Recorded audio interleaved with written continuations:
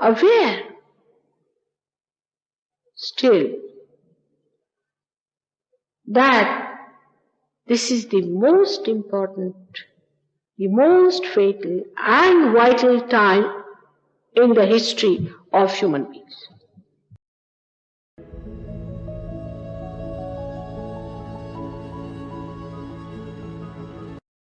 In between Jesus Christ and his destroying incarnation of Mahavishnu, called as Kalaki, there is a time given to human beings to rectify themselves, for them to enter into the kingdom of God, which in the Bible is called as last judgment. That you will be judged, all of you will be judged on this earth. The population of the world is the maximum, they say, because practically all those who had aspirations to enter into the kingdom of God are born in the modern times and are going to be born very soon. This is the most important time because Sahaja Yoga is the last judgment. It is fantastic to hear this, but that's a fact and is the truth.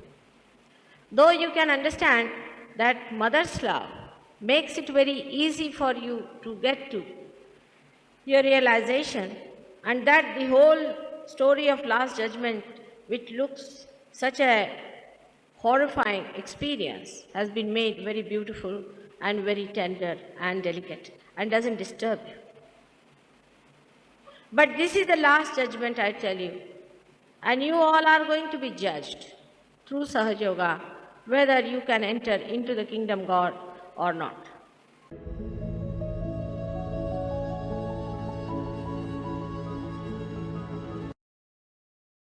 This is the last judgment. Either you go to heaven or you will go to hell. It's already working out like that. Now let's see.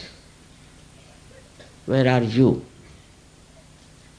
So I have to again and again tell you as your mother, I have to correct you and tell you that remember, this is the last judgment.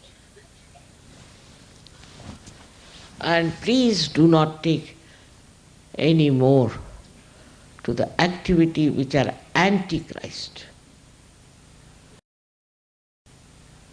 You can judge within yourself whatever you are doing is not good.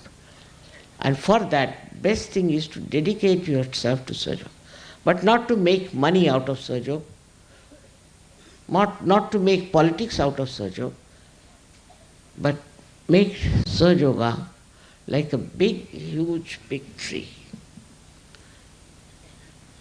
And it will work out. I know it will work out. You have the potential. That's why you are here. May God bless you.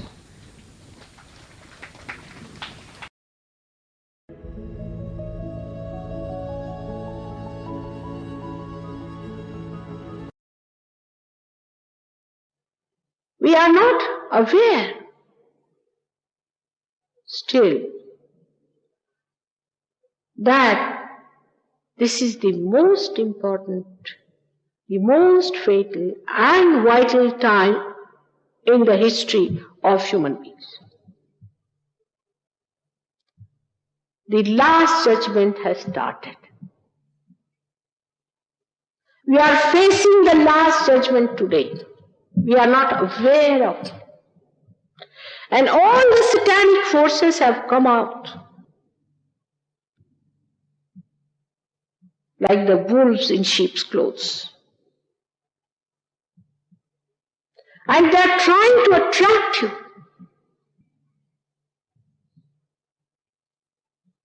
And you do not judge them.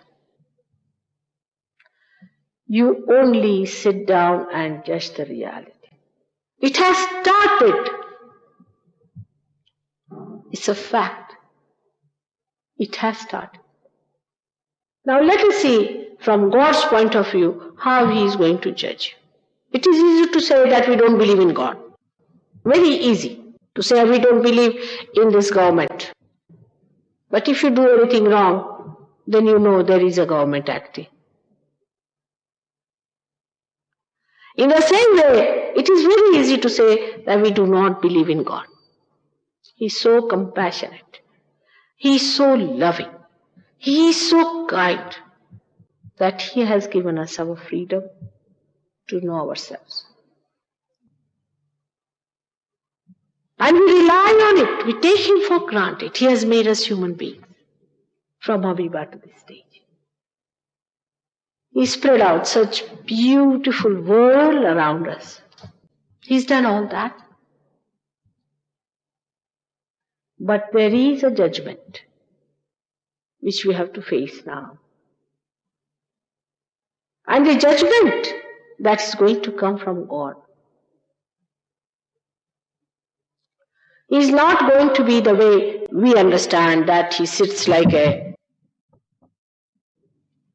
magistrate and calls you one by one, come along. Then you have a pleader there sitting. But in a subtler way, He has already put the judging forces within you. See, in the evolution He has worked it out. In the evolution, how beautifully He has worked it out. From amoeba to the stage that we have come, many people, we can say many animals were discarded. He saved some animals, like from the mammoth families, He saved elephant. He saved so many animals and so many were discarded one by one all these years. In the same way, human beings who have been very much on the extremes have been discarded. You see the history. Now, you won't find anyone killing his 7 wives these days.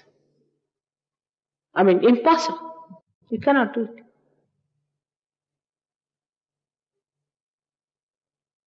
Person like Hitler came up, finished. Anybody who came up with any extreme ideas of domination or anything was finished by. Those ideas die out. People are ashamed of them, and new ideas come up into human beings. Accepting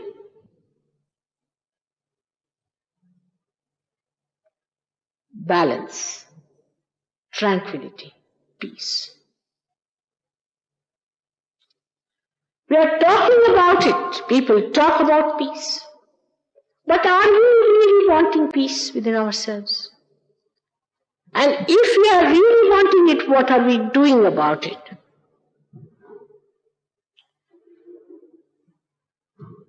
Actually, the judgment has started. And to judge you, God has already placed whole magistracy within you. All the magistrates are already sitting down there. Christ has said, those who are not against me are with me. These are the magistrates. And these magistrates are settled down within you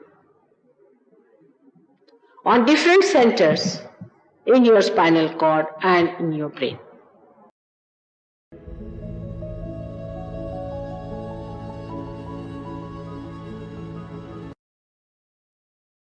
If religion means fighting and quarreling, it is not a religion at all. If it is integration, then it is a religion. In Sahaja Yoga, you will find that they are all together. Christ has said very clearly, those who are not against me are with me. Who are those people? Try to find out. For that you have to little bit go out of Bible. In the Bible, how much do you have Christ there? For 3 years? Nobody allowed him to live for 3 years, and if they could, they would also kill me. Not easy. He wanted to play the drama, otherwise he would have finished all of them in no time. So he has said that you are to be resurrected first, and then that's how you will be judged. And the day of judgment is today. This is the day of judgment, that's why you are confused. This is the day of judgment where you will be judged. And how are you going to be judged? Through your kundalini. Your kundalini is going to be awakened and you will be judged where you are. That's what it is. And those who will be calling me Christ, Christ, I will not look at them. That's what it is. By calling him Christ, Christ, you do not become Christians. You have to get your realization, your baptism in the actual sense.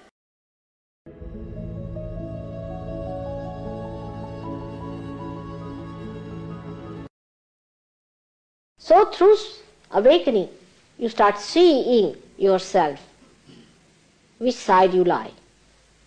What's the problem? You start judging yourself. The first judgment starts by yourself. Mr. So-and-so, judge yourself. Here you are, the mirror. Now see. This is what it is. So you judge yourself. And you want to get rid of it. You don't want it anymore within you. Then the second trouble starts when you start judging others. First you judge others, you get frightened. Oh God, horrible vibrations. Run away. We'll get caught up. Gradually you get immune. We've known this type, we've known that type, we've known that type, we've known that. All these types we know. Then you do not condemn anyone, but you love. And in that love, you judge. Because you want others to get rid of their problems. You help. You share their problems to begin with. And the joy of giving realization starts working in you to others.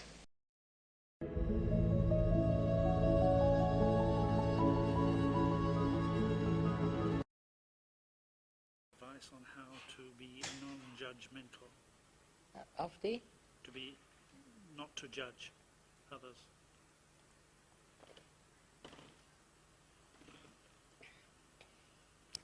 Yes, people start judging others because they don't know themselves.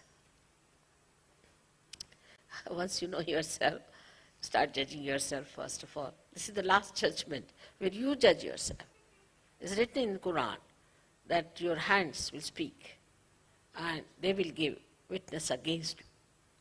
And you get frightened about yourself. Oh God, I've got this. And like the other day somebody came, Mother, please solve my problem. I said, what has happened? My agya is horrible, means I am very egoistical.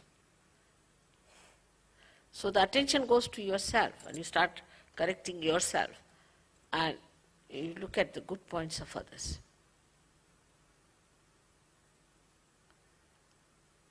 And if somebody says to you that such a chakra is catching, you thank that person, you are happy. Because his interest is benevolence. He is not trying to judge you, but his benevolence, if he finds it. But normally you find yourself about yourself, there's no need to talk about it. Just find out yourself.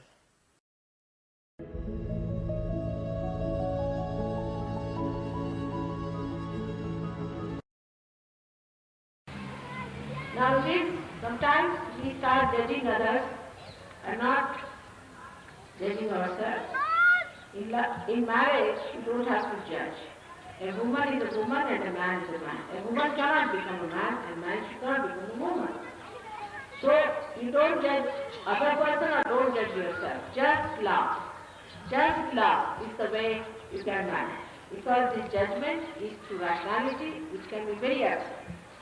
So do not judge each other, just love each other as they are. In rationality, some human beings have tried to even conceive God according to their own perception. Now you are married, it's a responsibility to appreciate the new personality that has come.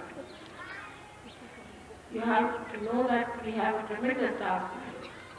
The whole world is to be transformed, which is really very ambitious on my part, I should say.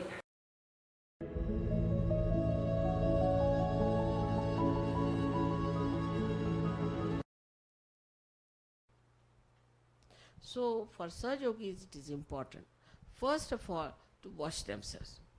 Now we discovered that, you see, in the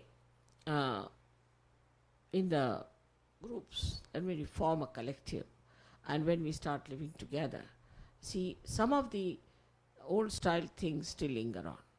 A common thing is a gossip. Christ has called them, beware of the murmuring souls. He knew that these will be coming back on the stage again when I will be here to tell you about Sahaja Yoga. So he already told that beware of the murmuring souls. And these murmuring souls, first of all, their attention is not all right. Their attention is here and they're trying to find out something. And then they start talking about things. Then they start creating problems. And they are somehow like to destroy your realization. They want that you should not achieve what you are achieving because they cannot achieve it. So then they say that somehow you should be destroyed. So they talk to you in a manner that you start doubting yourself. You start doubting Sahaja Yoga. Or else they start talking about others and try to create a problem for you. For that, I would say that nobody should talk to anyone about others. It's one of the tricks they can play, as we have in Ramayana. There was a maid servant called Manthara. That's why it said in Indian language that don't talk to people who are lower in levels. I don't mean lower in the way that people understand, but lower in levels as far as the spirituality is concerned. So this lady went and told the stepmother of Sri Rama, who loved Rama very much, that see now, when Rama becomes the king, your son will have no place and all those things. And she convinced her. By that the whole Ramayana was created and Rama had to go to the jungle. So all such people start talking. They talk in such a manner that you feel that, that we are very important and the lady or the gentleman is taking so much interest in us and telling us this. And then this negative force starts forming a group among yourselves. And when such a group is formed, that group becomes anti-God, anti-Sahaja Yoga. And then it is a very big problem because the undercurrents start and they try to destroy your collective. So anybody starts talking ill of another person, just tell that person, shut up. I don't want to hear anything against anyone. If you have to say anything, go and tell the leader, but not me. I'm not interested. You be interested in your ascent. If you are not interested in your ascent, then what you will do, you will watch other people. You look at others, you see how they are, not yourself. Now, it is for your gain you have come to Sahaja Yoga, not for anybody else's gain. First of all, your gain. And once you gain something, then you can only help others to do something about it. So, it is important to understand the first rule of Sahaja Yoga is that you look at yourself. How are you? Are you really progressing? Or you are worried about other things like your business, this, that. Or you are worried about your ascent. What are you worried about? Are you worried about your ascent? If you are worried about your ascent, what are you doing about it? That has to be the main object of life. The rest of the things follow it. Once you ascend, the whole cosmos can look after your problems. But you must ascend into the kingdom of God. That's the main point is. So, first of all, you have to ascertain about yourself. Am I ascending? Am I transforming? Am I giving up all my bad habits? Am I getting rid of my temper? Am I getting peaceful? Am I now sweet? Or am I now still the same horrible criticizer of others? Just put your attention to yourself and see for yourself. It's like a mirror. You start seeing yourself in the mirror, what's wrong with you. And then you try to correct it.